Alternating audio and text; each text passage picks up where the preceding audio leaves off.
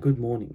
My name is Jerome Naidoo, and today, for the next 10 minutes, I will be discussing the topic of working with diverse people. Specifically, I'll be focusing on a person who identifies themselves as having their origin with the Australian Aboriginal and Torres Strait Islander people. So, firstly, let's begin with a brief summary of the Indigenous Australians. The two distinct groups that make up the Indigenous population are the Australian Aboriginal people and the Torres Strait Islander people. It is believed they migrated to Australia around 70,000 years ago from Africa. Anthropologists recognize Australian Aboriginal people as possessing possibly the longest continuing religion and art form practices compared to the rest of the world. Studies have shown that there is a clear complexity of their social organizations and religious life compared to a relative simplicity of their material technologies. Yet still, they occupied and utilized the entire continent and adapted and successfully to a large range of climate conditions, from wet tropical rainforests to deserts. More than 200 different Aboriginal languages were spoken, depending on different stretches of territory. Even today, some clans still live as hunter-gatherers who are dependent on their natural environment. Sadly, though, only 3% of Australians are made up of Aboriginal people today. Personally, I don't remember encountering a negative, stereotypical attitude towards Australian Aboriginals, but I did read about an Aboriginal Associate Professor, Karen Martin, who teaches university students in Queensland. She found that over 600 students in her classes, that fewer than one third had ever had a conversation with an Aboriginal person. She stated, and yet most had a strongly held opinion or belief about Aboriginal people, generally negative. An online article by Together Australia discussed how Indigenous Australians experience some of the worst discrimination in the country. This included unfair and negative stereotypes such as being primitive, lack complex laws and social organization, alcoholics, violence, crime, uneducated, receive too much welfare, don't have a religion, don't use the land they get for free, and don't want to work and are lazy. Many Australians also presume that real Indigenous people only live in the desert, when in fact a third of all Indigenous Australians live in major cities. For many Indigenous people, it is about being connected to the country, community, and culture. It has nothing to do with the many of the myths and stereotypes about Indigenous Australians.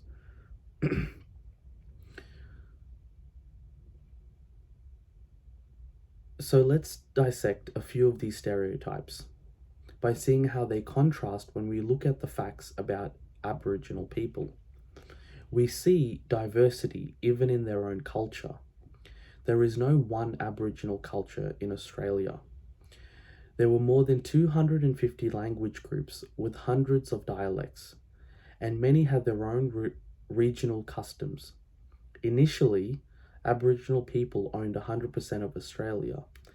Today in New South Wales, they own less than 0.01%. Figures from the Australian Bureau of Statistics shows that almost 80% of Aboriginal people live in major cities or regional Australia, yet most representation of Aboriginal people incorporate some form of remoteness and outback. Many people accept that Aboriginal people are good at arts and sports. They do dot paintings and AFL or NRL players. But Aboriginal people are also successful in science, law, and medicine, among other areas. For example, Neville Bonner became the first Aboriginal parliamentarian. Bob Bellar was the first Aboriginal Australian judge, and Dr. Kelvin Kong is an accomplished surgeon. To better our understanding of the diversity of Australian Aboriginals, we have to consider their culture and behaviour that define them. Aboriginal people ate a large variety of plants, foods, and fruits, nuts, roots, vegetables, grasses, and seeds, as well as different meats such as kangaroos, porcupines, emus, possums, goannas, shellfish, turtles, and fish. Also, it's good to know that Aboriginal culture is not inherently sexist. Women are just seen as different to men, but rarely are they subordinate. Furthermore, prior to colonization, traditional forms of healing, such as the use of traditional healers, healing songs, and bush medicines, were the only form of a primary healthcare. Finally, to note, an Aboriginal people are very religious and spiritual, but rather than praying to a single god they cannot see, each group generally believes in a number of different deities. So, how does this help us? Let's talk about ways to enhance communication with Australian Aboriginals and examples of sensitive management of these differences in a work setting. An article written by the Cultural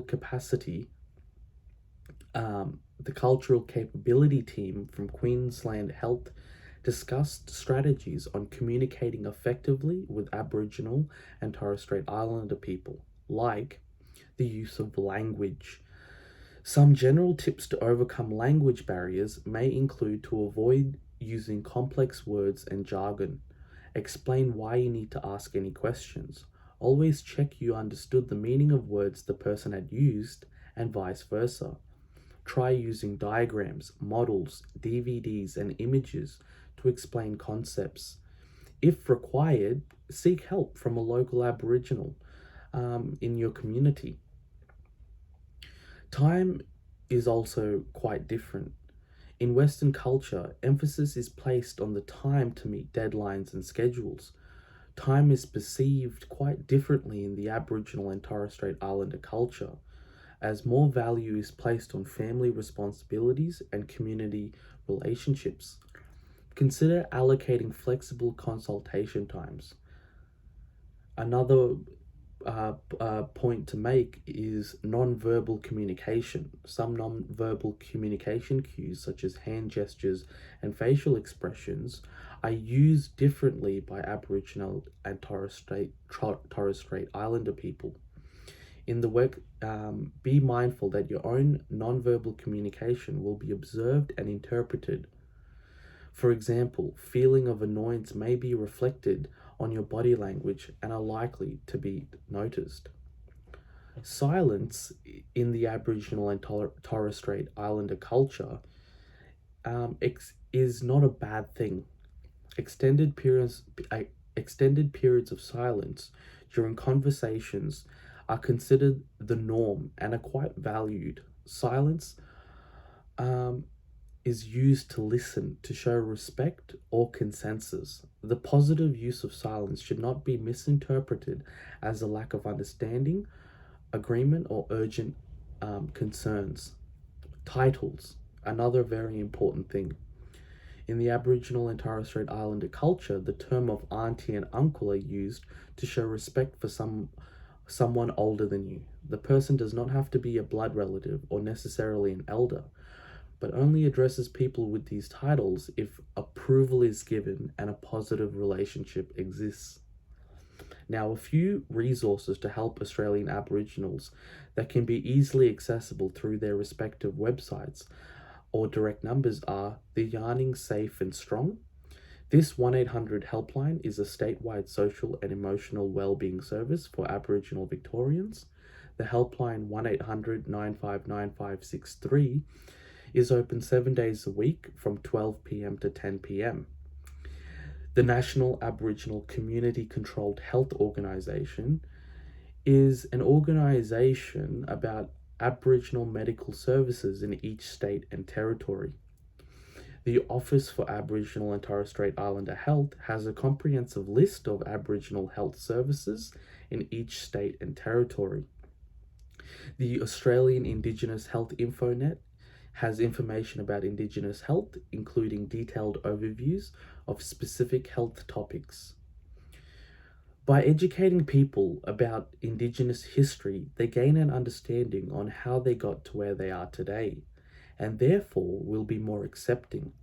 Acknowledging their success may help counteract the negative perception of Aboriginal people held by too many Australians. In conclusion, acknowledging the diverse skills and perspectives that people may bring to the workplace is important for everyone to work effectively. Appreciation of differences, recognizing individual skills, and being respectful and supportive to all is important and key. As I discussed above, it is clear that just one form of diversity can be quite complex and informative.